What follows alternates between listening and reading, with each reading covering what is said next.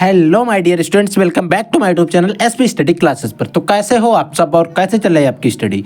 I hope आप सभी लोग एकदम स्वस्थ और मस्त होंगे और आपकी स्टडी एकदम शानदार चल रही होगी। तो बच्चों आज हम लोग पढ़ने वाले हैं क्लास 12 फिजिक्स के बारे में। फिजिक्स के 5 सबसे ज़्यादा महत्वपूर्ण न्यूमेरिकल्स को आज के इस लेक्चर में हम डिस्कस करेंगे, जिनको हम कहते हैं आंकिक प्रश्न। बच्चों ये अगर हम आंकिक प्रश्न की बात करें या फिर न्यूमेरिकल की बात करें, आपको पता है फिजिक्स का जो बोर्ड एग्जाम्स होते हैं उनमें काफ़ी हद तक क्वेश्चन जो है वो अच्छे खासे नंबर के आते हैं। 10 से 15 नंबर के हमारे न्यूमेरिकल्स या फिर 20 नंबर के न्यूमेरिकल्स हमारे बोर्ड एग्जाम्स के अंदर आते हैं। और आपको पता है फिजिक्स का जो पेपर आता है वो 70 मार्क्स का आता है, उसमें से 10 से 15 या फिर 20 नंबर के हमारे न्यूमेरिकल्स आ जाते हैं और कुछ हमारे इंपॉर्टेंट डेरिवेशंस आते हैं। तो आज के इस लेक्चर में टॉप 5 जो है न्यूमेरिकल्स आज के इस लेक्चर में हम लोग डिस्कस करने वाले हैं। इन न्यूमेरिकल्स को आपको ध्यान से समझना है, कैसे सॉल्व करना है, इस पर भी हम चर्चा करने वाले हैं। तो बिल्कुल ध्यान से समझते हुए चलना है, एक एक न्यूमेरिकल को समझते हुए चलना है, ताकि आपको कोई भी प्रॉब्लम ना हो। और आपको मैं एक एक न्यूमेरिकल को अच्छे तरीके से समझाने का प्रयास करूंगा। तो बच्चों हमारा पहला न्यूमेरिकल क्या है, इसको ध्यान से पढ़िएगा, फिर इसको सॉल्व करते हैं। देखिए एक वैद्युत द्विध्रुव हमारे पास बात की जा रही है कि एक वैद्युत द्विध्रुव है 10⁻⁵ न्यूटन प्रति कूलाम के। इसका जो वैद्युत द्विध्रुव का मात्रक होता है न्यूटन प्रति कूलाम होता है। तो 10⁵ न्यूटन प्रति कूलाम के वैद्युत क्षेत्र से 30 अंश के कोण, जितना वैद्युत क्षेत्र है उससे 30 अंश के कोण पर रखा गया है। इसमें जो थीटा यानी कि एंगल जो दे रहा है वो 30 अंश है, ठीक है। और उस पर और जो जिस वैद्युत द्विध्रुव की बात कर रहा है उस पर क्या हो रहा है कि 6 × 10⁻⁻24 न्यूटन का बल आघूर्ण लग रहा है। इस पर क्या हो रहा है, 6 × 10⁻⁻24 न्यूटन का जो है बल आघूर्ण लग रहा है। तो क्या कह रहा है, वैद्युत द्विध्रुव के आघूर्ण की गणना करना है, यानी कि इसके वैद्युत द्विध्रुव जो आघूर्ण है उसके हमें मान बताना है, कितना होगा। इसको बिल्कुल ध्यान से समझिएगा। तो बच्चों इस क्वेश्चन को क्या करेंगे, हम सॉल्व करेंगे। जब बच्चों में सॉल्व करेंगे तो कुछ मानों की जरूरत पड़ेगी ना। तो सबसे पहले अगर हम यहाँ पर बात करें सॉल्व की, और हमें क्या करा, कुछ मान जो दिए गए, इन मानों को जो दिए जाते हैं उनको हम लिखते हैं गिवन। आप लिख सकते हैं गिवन वैल्यू, ठीक है, गिवन वैल्यू, ठीक है। अब यहाँ पर देखिए गिवन वैल्यू में क्या दिए गए, एक वैद्युत द्विध्रुव, यहाँ पर एक वैद्युत द्विध्रुव है, इसके इतने के वैद्युत क्षेत्र से, यानी कि वैद्युत क्षेत्र यहाँ पर कितना वैद्युत क्षेत्र दे रहा है, 10⁵ न्यूटन प्रति कूलाम का वैद्युत क्षेत्र दे रहा है, ठीक है। वैद्युत क्षेत्र का मात्रक होता है। अब ये दे रहा है तिक के 30 अंश के कोण पर, यानी कि थीटा जो एंगल दिया जा रहा है वो बच्चों में 13 अंश 30 अंश दिया जा रहा है, ठीक है। अब क्या कह रहा है कि उस पर इतने बल आघूर्ण का बल लग रहा है, इतने बल आघूर्ण यानी कि जो टाउ होता है 6 × 10⁻⁻24 दे रहा है, ठीक है, टाउ का मान दे रहा है। अब यहाँ पर वैद्युत द्विध्रुव के आघूर्ण की गणना करना है। आघूर्ण को बच्चों हम लोग लिखते थे P से P = क्वेश्चन मार्क। हमें एक सूत्र पता था, टाउ = होता है बच्चों PE sin थीटा। क्या होता है बच्चों, PE sin थीटा। अब हमें PE sin थीटा है, इसी में मान रखेंगे और आंसर हमारा आ जाएगा। क्वेश्चन को हम सॉल्व कर लेंगे। देखिए अब मैं इसको क्या कर रहा हूँ, ऊपर देखिए। अब टाउ का मान हमें बच्चों दिया गया है 6 × 10⁻⁻24, ठीक है सर, इक्वल टू P का मान हमें पूछा गया है, इंटू में E का मान हमें दिया गया 10⁻5 इंटू में साइन 30 अंश। थीटा का मान कितना दिया गया, 30 अंश। नोट हमें याद रखना है, साइन 30 अंश का जो मान होता है बच्चों वो 1/2 होता है। ये चीज़ आपको याद रखना है, ठीक है। साइन 30 का मान जो होता है बच्चों 1/2 होता है। तो देखिए क्या हो जाएगा, 6 × 10⁻⁻24 इक्वल टू P इंटू में 10⁵ इंटू 1/2। अब देखिए 1/2 इसके अपॉन में है, तो जो 2 है ये अगर आप तिरछा गुणा करोगे इसके बटे 1 मान के तो इसके साथ में हो जाएगी। तो क्या आ जाएगा, देखिए हमारा इधर देखिए क्या हो जाएगा, 6 दूनी 12 × 10⁻⁻24 इक्वल टू इधर क्या बचेगा, इधर बचेगा P इंटू में 10⁵, ठीक है, इतना ही तो बचेगा ना। तो हमें क्या निकालना है, P निकालना है। P इक्वल टू क्या हो जाएगा, देखिए 12 × 10⁻⁻24। अब 10⁵ जो है वो आ जाएगी नीचे। अब बच्चों जो नीचे आ गई, अब इसको हम ले जाएंगे ऊपर, क्योंकि नीचे तो इसकी वजह से आई ना, गुणा में है। अब हम इसको क्या करेंगे, ऊपर ले जाएंगे, ठीक है। P इक्वल टू क्या हो जाएगा, 12 × 10⁻⁻24 यहाँ पर थे, अगर ये जाएगी ऊपर तो ये भी हो जाएगी किसकी, माइनस की। तो 24 और 5 कितने हो जाएंगे 29 यानी कि 29 और ये हमारा पी का जो है माना जाएगा। अब इसका मात्रक हो जाएगा कूलाम मीटर, कूलाम मीटर हो जाएगा ना। और इसको अगर हम सही करके लिखना चाहें तो लिख लेंगे 1.2 इंटू 10 की पावर माइनस के 28। इसको भी लिख सकते हैं, इसका भी मात्रक होगा coulomb metre, cm coulomb metre हो जाएगा। ठीक है, तो आप चाहे ए वाला लिख लें चाहे ए वाला। आप देखिए यहाँ पर हमने क्या किया, दशमलव लगा दिया, ठीक है, ताकि हमने एक जो घात कम हो जाए। तो ऐसा भी मान आपको लिखा हुआ मिल सकता है और ऐसा भी मिल सकता है। तो अगर आप सॉल्व करें तो इतना ही सॉल्व करिएगा, नो प्रॉब्लम। यहीं पर आप आंसर डाल के मात्रक लिख कर छोड़ दीजिएगा। ठीक है, समझ में आया? आई होप आपको ये न्यूमेरिकल अच्छे से समझ में आ गया होगा। अब हम बात करते हैं अगला न्यूमेरिकल। अगला न्यूमेरिकल जिसमें बच्चों बात की जा रही है, किसी अल्फा कण को, कोई भी एक अल्फा कण है, उसको 10 वोल्ट विभवांतर से ले जाया जाता है। उसको क्या किया जाता है, 10 वोल्ट विभवांतर से ले जाया जाता है। तो किए गए कार्य की हमें गणना करना है, इसमें कितना कार्य करना पड़ रहा है उसकी हमें गणना करना है। तो हमें गणना करने के लिए हम सबसे पहले यहाँ पर वही बात लिखेंगे, सॉल्व, फिर हम लिखेंगे गिवन वैल्यू, V4 वैल्यू हो जाएगा। गिवन वैल्यू में हमें क्या दिया गया, तो बच्चों जो अल्फा कण होता है आपको पता होना चाहिए अल्फा कण पर आवेश कितना होता है। अल्फा कण पर आवेश, अल्फा कण पर बच्चों जो आवेश होता है Q इक्वल टू, वो हमें पता होना चाहिए कितना होता है 3.2 गुणे 10 की पावर माइनस के 19 कूलम। ठीक है, इतना आवेश होता है, ये चीज़ आपको पता होना चाहिए। लेकिन अगर यहाँ पर क्योंकि बात करा अल्फा कण पर, अब अल्फा कण जो है वो हीलियम का नाभिक होता है। किसका नाभिक होता है, हीलियम का ना। तो इसीलिए आपको ये चीज़ याद रखना है। ठीक है, अब आगे बात करते हैं। देखिए आगे क्या हो जाएगा, अल्फा कण पर इतना आवेश दिया गया, चलो अल्फा कण पर हमने इतना आवेश निकाल लिया, होता है। ठीक है, अल्फा कण पर आवेश इतना होता है, आपको याद रखना है, कांस्टेंट होता है।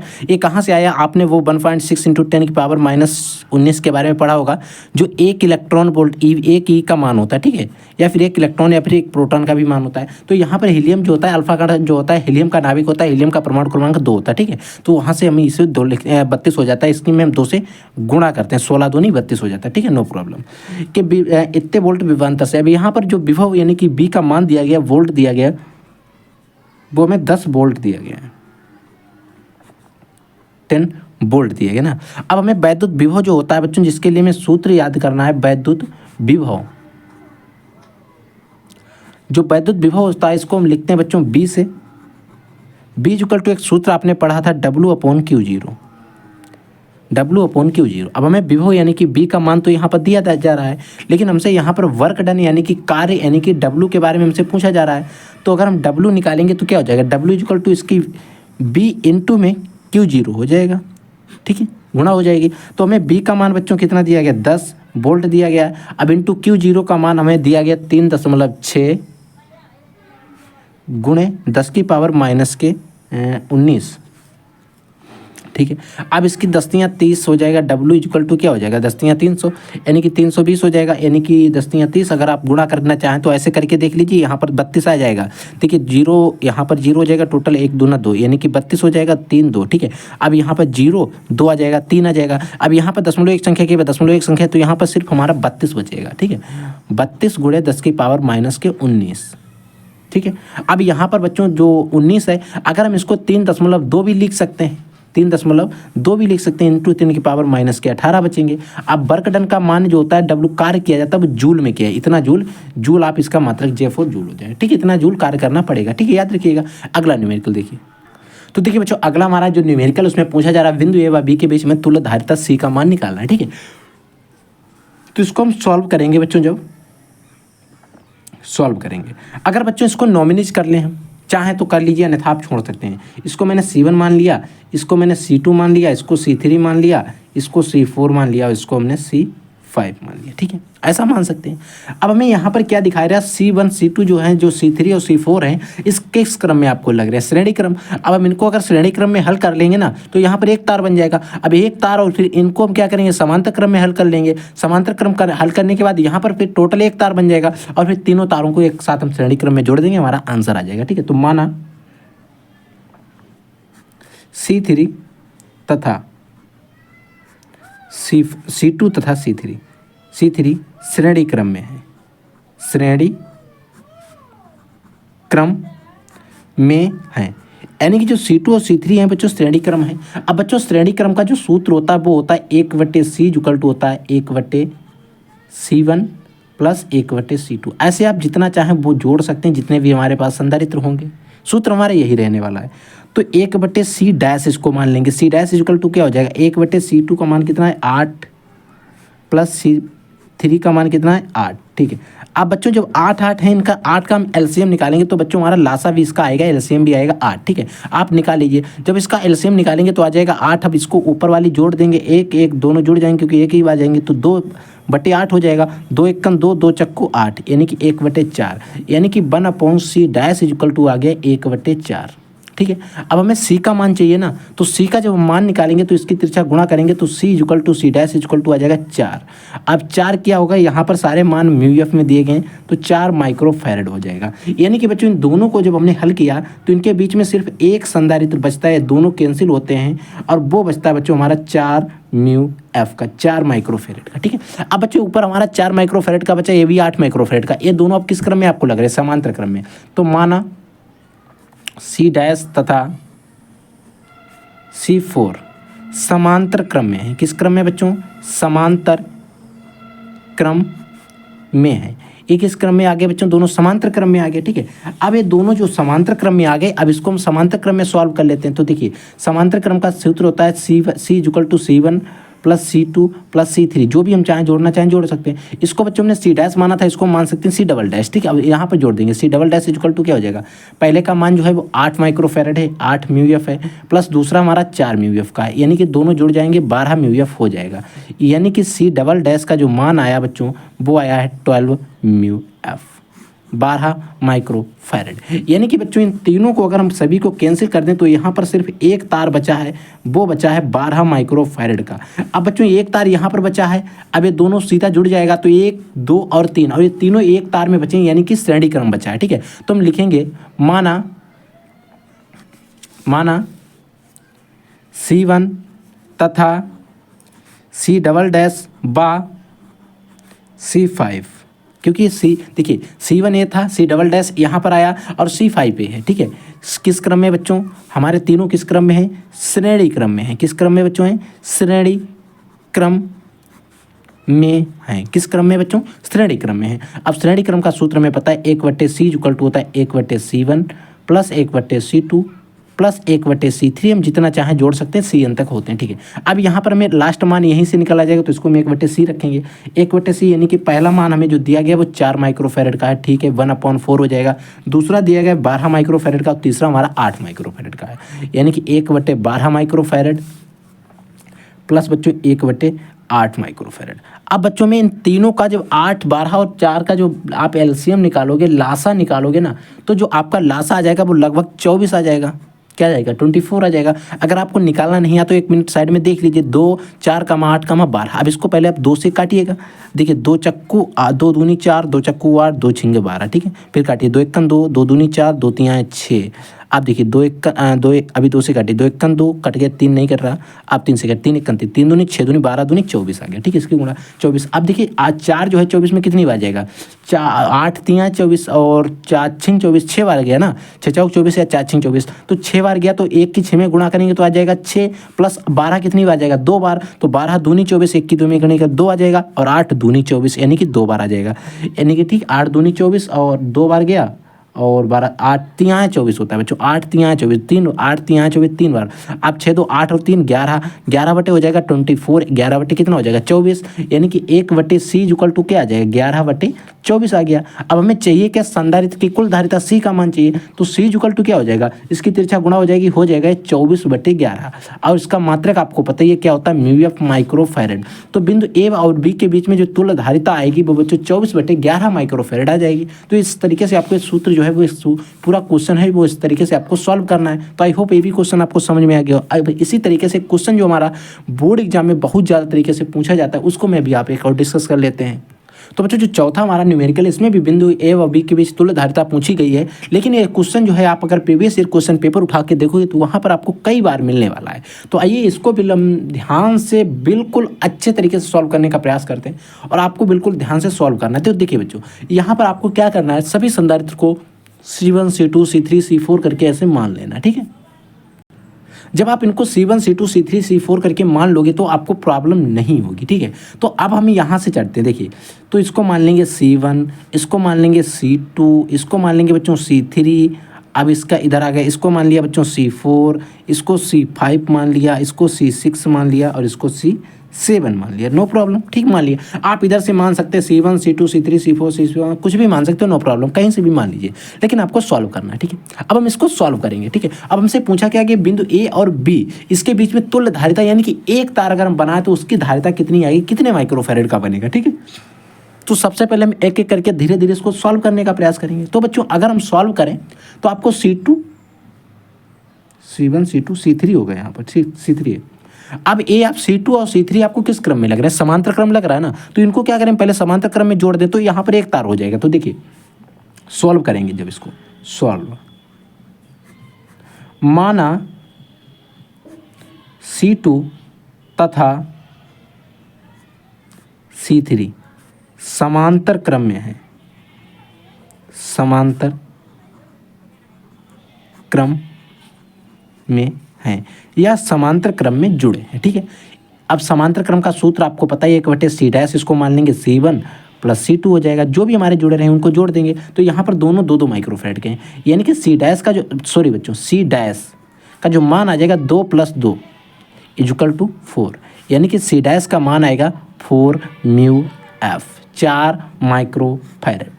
समझ में आया, यानी कि इन दोनों तारों को जो हमने हल किया है तो एक तार बचा, ना ए रहा ना ए रहा। अब यहाँ पर एक तार आया है, वो आया है एक संधारित्र बचा, वो 4 माइक्रोफैरेड का है, ठीक है। कितने माइक्रोफैरेड का है, 4 माइक्रोफैरेड का, ठीक है। अब बच्चों यहाँ पर एक तार लग रहा, ना ये बचा ना ये बचा, ठीक है, कुछ नहीं बचा। अब आपको ये लाइन में तार दिख रहे हैं, अगर हम इनको श्रेणी क्रम में जोड़ दें तो अच्छा रहेगा ना। तो हम लिखेंगे C1 और C', इसको जो हमने हल किया तो C' आया ना, तो हम करेंगे C1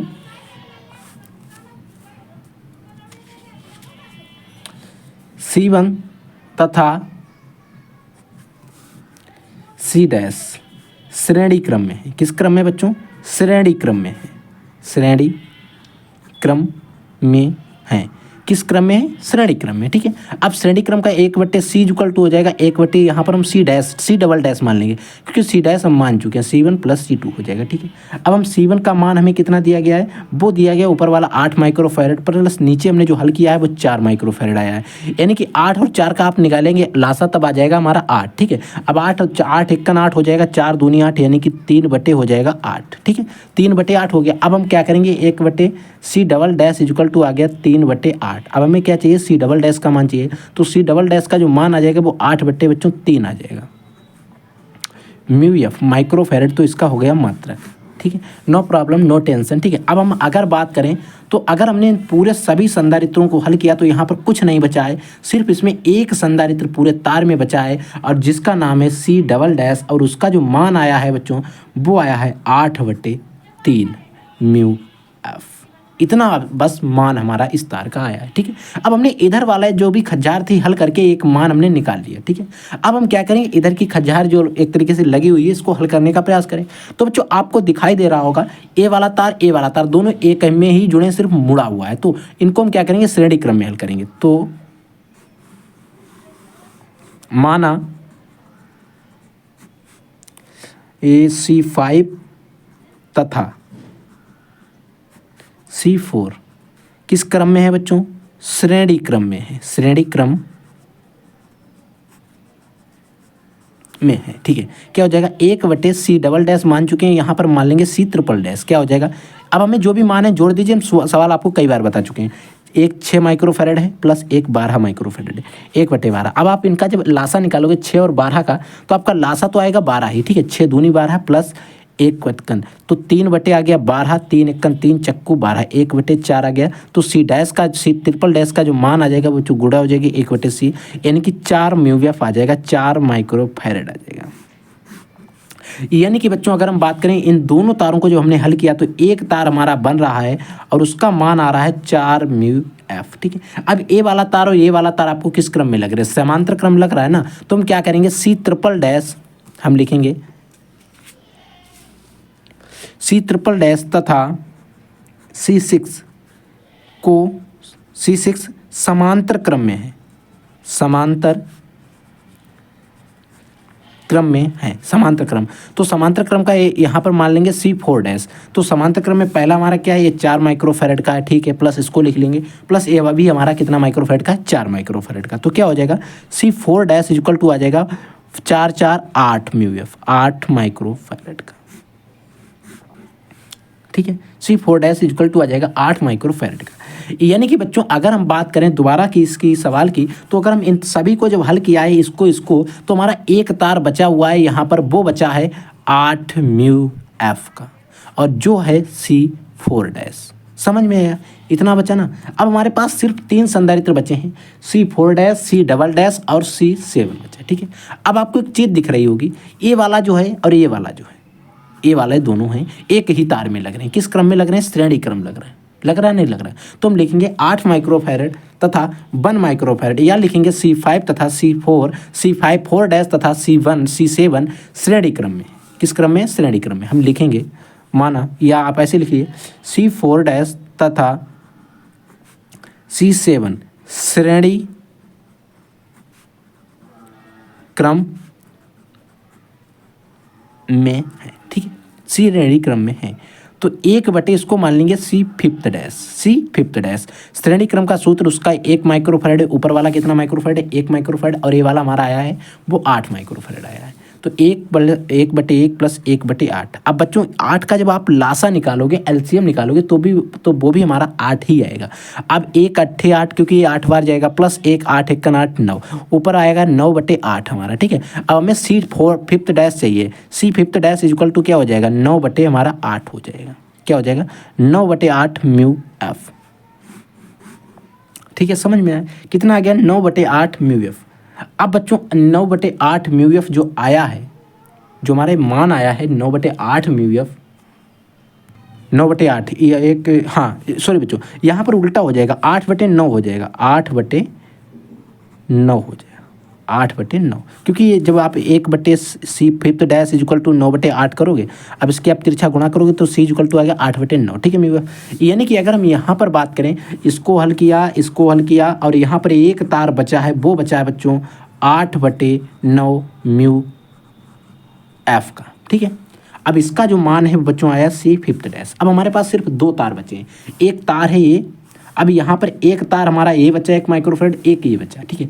अब ये दोनों आपको किस क्रम में लग रहे हैं, दोनों अलग अलग हैं, दोनों अलग अलग तार हैं, तो किस क्रम में लग रहे हैं, समांतर क्रम में ना। तो हम इनको दोनों को क्या करेंगे, समांतर क्रम में जोड़ देंगे। तो माना कि C5 डैश और C डबल डैश समांतर क्रम में जुड़े हैं, देख लीजिए। तो C5 डैश डबल डैश का मान है 8/3, और सॉरी 8/3, और इसका मान है 8/9, ठीक है। अब देखिए यहाँ पर माना भी आप लिख सकते हैं, नो टेंशन, ठीक है। माना C डबल डैश तथा C5 डैश किस क्रम में बच्चों, समांतर क्रम में है, समांतर क्रम में है, ठीक है। समांतर क्रम का सूत्र आपको पता ही है, C इक्वल टू होता है C1 प्लस C2। अब वो कितने भी हैं हम उनको जोड़ते चले जाएंगे, ठीक है। तो एक तो हमारा बच्चों है 8/3 माइक्रोफैरड का, प्लस एक तो हमारा 1/1 आपका वो सॉरी हाँ, और दूसरा हमारा है 8/9 माइक्रोफैरड का। अब बच्चों इसको हल करेंगे हम, इनका दोनों को 3, 9 का निकालेंगे लासा। जब 3 और 9 का लासा निकालेंगे तो बच्चों हमारे लासा आ जाएगा 9, ठीक है, लासा।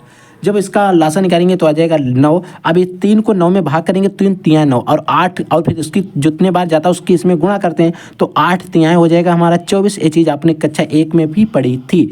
और 8 में जो 9 है वो 9 में जाएगा एक बार, तो 8 1 8 हो जाएगा। अब 24 और 8, 24 और 8 कितने होते हैं बच्चों, 6 और 2 32, ठीक है। 32/9, 9 1 9, और 9 चौक 36 हो जाएगा, 9 दूनी 18, 9 3 17। नो प्रॉब्लम, नहीं कट रहा है, ठीक है, कोई दिक्कत नहीं, दशमलव भी आंसर आ जाएगा। तो इसको आप 32/9 ही रखिए। तो C इक्वल टू कितना आ जाएगा बच्चों हमारा, 32/9 म्यू एफ। ये बच्चों है बिंदु ए और बी के बीच में तुल्य धारिता, वो आएगी 32/9 माइक्रोफैरड। और इस क्वेश्चन को आपको अच्छे से सॉल्व करा दिया मैंने। अब यानी कि ना ये तार बचा, तो अब हमारे पास ए जो बिंदु ए था और यहाँ पर बिंदु बी है, ठीक है, ए वाला। अब इनके बीच में सिर्फ एक तार बचा है, वो बचा है हमारा बच्चों 32/9 म्यू एफ माइक्रोफैरड का। और ये हमारा आंसर आ गया। यही चीज़ हमसे पूछी जा रही थी। तो आई होप आपको ये वाला न्यूमेरिकल अच्छे से समझ में आ गया होगा। अब आपको क्या करना है, न्यूमेरिकल आपको ऐसे 2 बार इसकी प्रैक्टिस करना ताकि आपको और भी अच्छे तरीके से समझ में आ जाए। ठीक है, अगला देखिए बच्चों। तो बच्चों अगला हमारा जो लास्ट है और 5वां न्यूमेरिकल है, उसमें क्या कह रहा है इसको भी ध्यान से समझिएगा। ये भी न्यूमेरिकल 1 से 2 बार बोर्ड एग्जाम्स के अंदर आया हुआ है। ठीक है, इसमें कह रहा है किसी तार के सिरों पर, कोई भी तार है उनके सिरों पर 12 वोल्ट का विभवांतर स्थापित किया जाता है। उसके तार जो है उसके सिरों पर क्या किया जाता है, 12 वोल्ट का जो विभवांतर है वो स्थापित किया जाता है। ठीक है, कह रहा है 900 जूल ऊर्जा प्राप्त करने के लिए, अगर हमें 900 जूल ऊर्जा प्राप्त करना है तो प्राप्त करने के लिए कितना आवेश तार में से होकर बहना चाहिए। यानी कि पूछ रहा है 900 जूल अगर हमें ऊर्जा प्राप्त करनी है तो उस तार जो है उसमें तार के सिरों, जो तार है उसके सिरों पर 12 वोल्ट का विभवांतर भी है, तो इस तार में 900 जूल अगर हमें ऊर्जा प्राप्त करनी है ना, तो कितना आवेश हमें इस तार में से होकर बहना चाहिए। यदि इस आवेश के बहने में, यदि जो आवेश बहेगा उसका मान नहीं दिया रहा है और कह रहा है कि अगर ये जो आवेश बहेगा, इस आवेश के बहने में 1 मिनट का समय लगे, यानी कि जो आवेश बहेगा, यानी कि आवेश का मान नहीं दे रहा है, लेकिन पूछ रहा है जो आवेश बहेगा उस आवेश को बहने में अगर 1 मिनट का समय लगे ना, तो तार में बहने वाली वैद्युत धारा का मान भी हमें बताना है। यानी कि 2 चीजें हमसे पूछी गई हैं, आवेश और वैद्युत धारा आई का मान। तो इसको करेंगे हम सॉल्व और करेंगे गिवन वैल्यू। ठीक है, सबसे पहले हमें जो मान दिए गए उनको नोट कर लेते हैं। वैद्युत तार के सिरों पर इतने वोल्ट का विभवांतर है, यानी कि ई का मान हमें दिया गया बच्चों है, वो दिया गया 12 वोल्ट। ठीक है, इससे 900 जूल ऊर्जा प्राप्त करने के लिए, यानी कि W इक्वल टू हमें दे रहा है 900 जूल ऊर्जा प्राप्त करने के लिए कितना आवेश तार में से होकर बहना चाहिए, यानी कि Q equal to question mark. फिर हमसे कह रहा है यदि इस तार के आवेश बहने में 1 मिनट का समय लगे, यानी कि T का जो मान दे रहा है वो 1 मिनट दे रहा है ना, और मिनट को हम चेंज करेंगे सेकंड में तो हो जाएगा 60 सेकंड। ठीक है, 60 सेकंड हो गया लगे, तो तार में बहने वाली विद्युत धारा, यानी कि विद्युत धारा को लिखते हैं I से, I का मान भी हमें ज्ञात करना है। अब हमें इतने मान ज्ञात करने हैं और इतने मान हमें दिए गए। ठीक है, अब हम क्या करेंगे, हमें एक सूत्र पता है, हम जानते हैं, या आप लिख सकते हैं हम जानते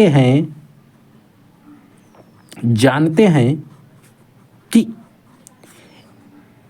E इक्वल टू जो विभवांतर होता है, E इक्वल टू एक हमने सूत्र पढ़ा था W अपॉन Q,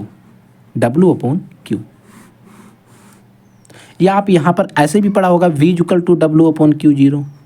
ठीक है, तो वो वहाँ पर V और E जो है इक्वल है, समझ लीजिए। ठीक है, अब E का मान हमें दिया गया, यहाँ पर हमें W और आवेश हम यहाँ से निकाल सकते हैं। E का मान हमें बच्चों 12 वोल्ट दिया जा रहा है। ठीक है, अपन W का मान हमें 900 जूल कार्य दिया जा रहा है, Q हमसे पूछा जा रहा है, तो यहाँ से हम 1/, इसके मान के इसके गुणा कर देंगे, तो Q इक्वल टू क्या हो जाएगा, 900 अपॉन में हो जाएगा, जो 12 थे वो आ जाएंगे इसके बटे में।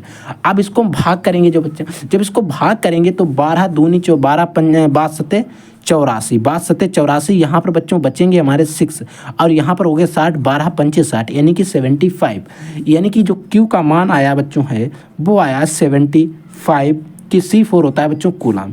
यानी कि जो इसका आवेश आया है बच्चों, जो आवेश हमसे पूछा जा रहा था वो आया है 75 कूलाम। ठीक है, अब हमें पूछ रहा है इसमें कितनी धारा होकर बहनी चाहिए, यानी कि जो आवेश बहेगा 1 मिनट में वो 75 कूलाम होगा। ठीक है, अब कह रहा है इसमें कितनी धारा होकर बहेगी, तो बच्चों हमने एक सूत्र और पढ़ा था। ठीक है, धारा इक्वल टू, धारा को लिखते हैं I से, I इक्वल टू हमने एक सूत्र पढ़ा था Q अपॉन T, लगा दीजिए आप Q अपॉन T पढ़ा था, यहाँ से हम धारा निकालेंगे, तो I इक्वल टू क्या हो जाएगा, Q का मान हमने निकाल लिया, कितना आया 75, और इसमें T का मान दिया गया 60, कितनी सेकंड बह रहा, 1 मिनट दिया जा रहा है, लेकिन हमें यहाँ पर सेकंड में चेंज कर लेंगे तो 60 सेकंड हो जाएगा ना।